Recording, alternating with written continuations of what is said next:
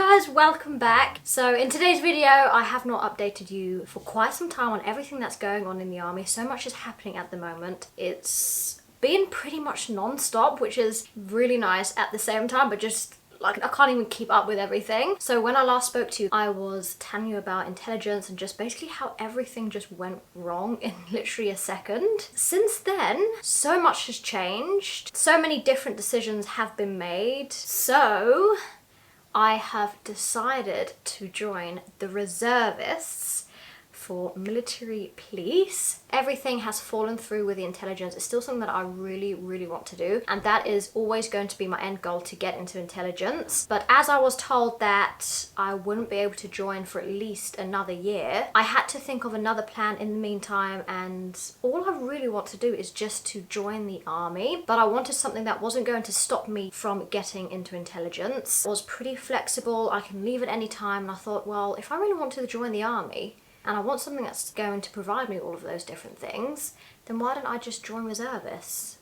When I started looking into that, there was a few hurdles. Like, I didn't even know if I could change application, if it was going to affect my intelligence application. I spoke to a lot of different people. Of course, it's the army. It's been like that throughout the whole process. And they said to me, they don't like you changing application because it means more admin work for them. And I was like, okay, but it's, you know, it's not really my fault that it's taking a year and a half. It's going to be 2 years and a half minimum. I had so many of you guys commenting on my army update video about how all of this is happening to you exactly the same. Yeah, it's just completely devastating for so many of us. We're all in the same boat here. So I just thought, what can I do as plan B? They normally provide you with the barracks that are closest to you, and a lot of them were infantry. There were a few medical, and then there was police. I don't know. I actually thought about joining the Met Police a while ago, and I just thought, I don't know, like my heart's not in it. So I just thought, if my heart's not in it, then don't go for it.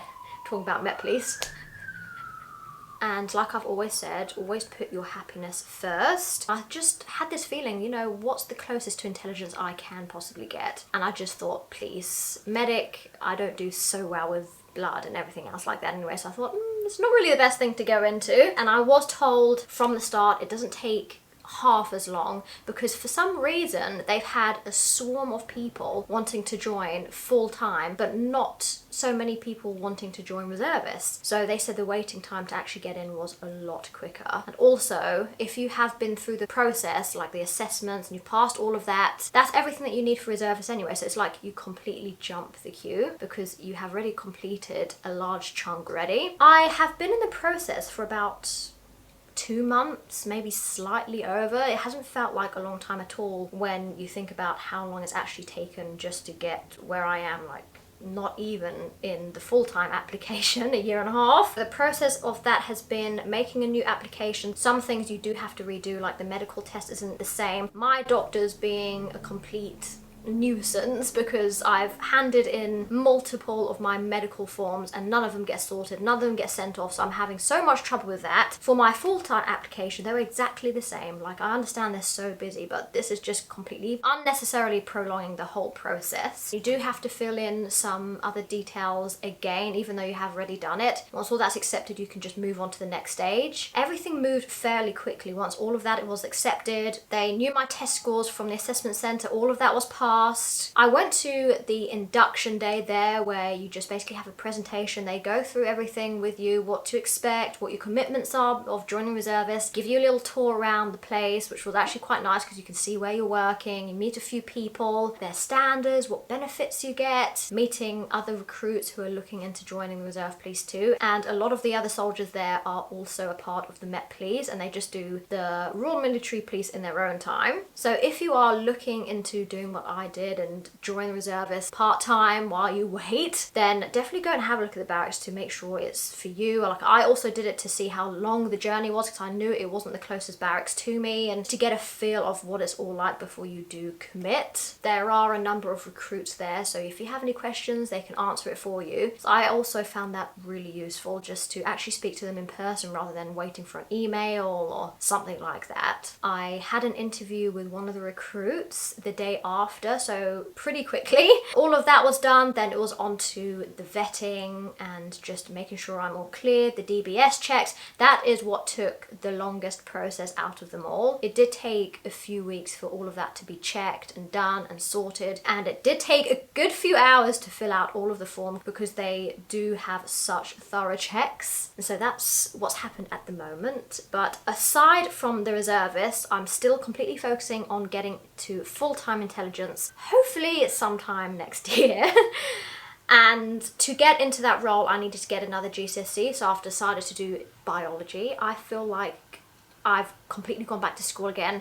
When I finished school, guys, I don't know about you guys, but when I finished my GCSE, I was like, I'm done, I'm finished, I'm out. And we're back to GCSEs again. But anyway, we do what we gotta do to get where we wanna be. Hopefully my exam be in January. Otherwise I have to wait till the summer, and that just is a whole different ballgame. Doing a bit of science every day is so much fun. But today, as you may be able to tell, I'm wearing smartish clothes because I've actually just come back from the barracks. I came back from my attestation day, which was really exciting. The attestation, am I even saying it right? Attestation?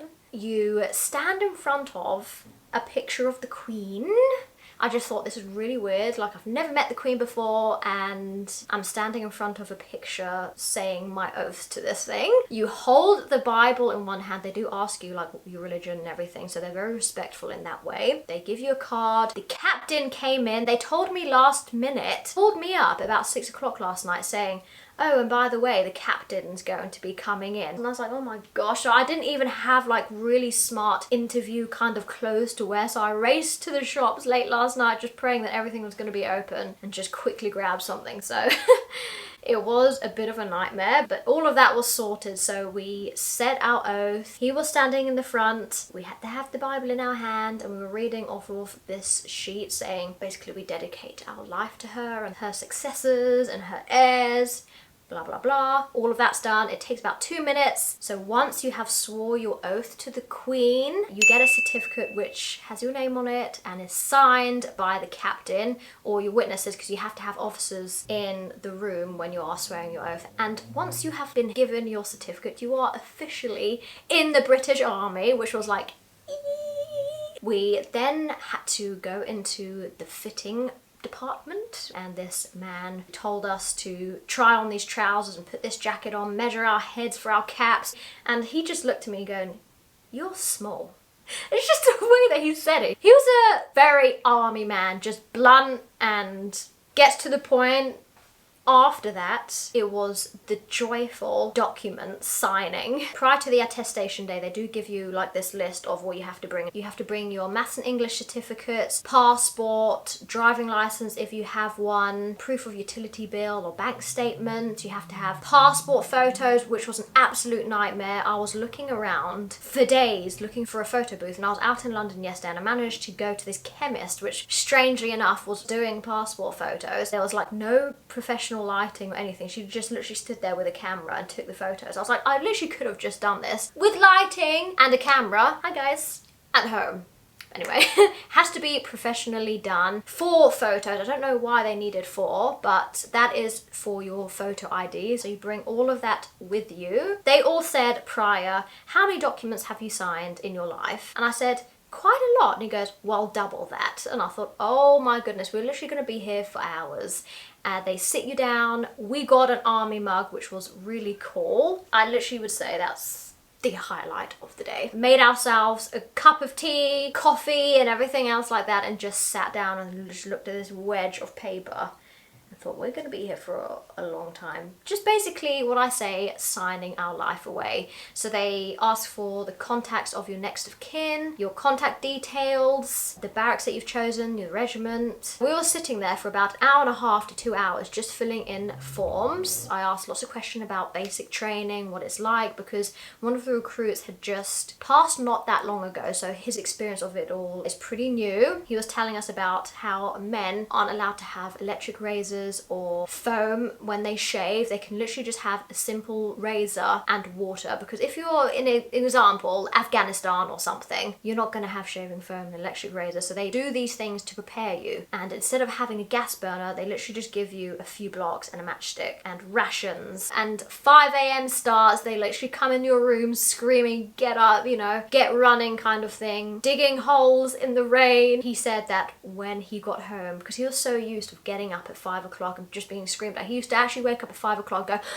because he was so used to just being shouted at to get up, he would actually wake up in shock. So for reservist training is completely different to full-time training. Reservist is for people who normally have a job and is working reservists like on the side kind of thing. They don't have a lot of time on their hands, so a lot of this training is based more on the weekends, and you can break up some of the training. There are 3 stages of basic training: mod 1, mod 2 and mod 3. So mod 1 is based over a weekend. You go there Friday night and you come back Sunday. Mod 2, you can either do it as a whole week, which is recommended, but of course a lot of people can just take a week off of work, or you can break it up to 4 weekends, like the Friday night and then you come back on Sunday. And then for mod 3, you have to do the whole 2-week basic block, and it is 2 weeks non-stop, because you can imagine so many weeks of training go into the full-time role. All of that is shoved into, so it's a really intense course going into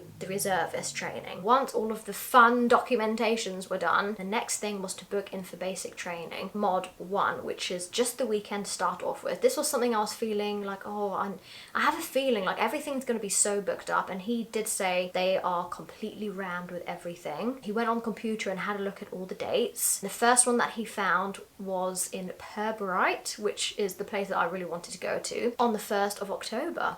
So really soon, and I was really surprised. And he said, well, they have allocated slots specifically for females, and for the male slots it's completely full till January. And I thought, oh my goodness. And so there's only 5 slots left for this 1st of October date, or if we weren't able to do that date, we would have to wait all the way till January, which is going to be in Cardiff. Training slots fill up really fast. We had to make a decision literally in that second, and so I was like, come on, just book me on. I should really want to go and do this now. I finally feel like we're actually getting somewhere in this army application, even though it's not the full-time role and it's not intelligence. It's still something, and for that I'm just feeling very grateful. It's still a stepping stone, it's still the army, it's still experience, just to try out different things and gain new experiences and meet new people. So I'm feeling very lucky for all of that, and I'm just really happy that things are finally getting somewhere. But guys, we're officially in the army. But yeah, that is my update so far for you guys. I hope your applications aren't taking too long, because I know it's really a struggle, but we have to stay persistent. We are gonna get through this, and I'll see you guys soon.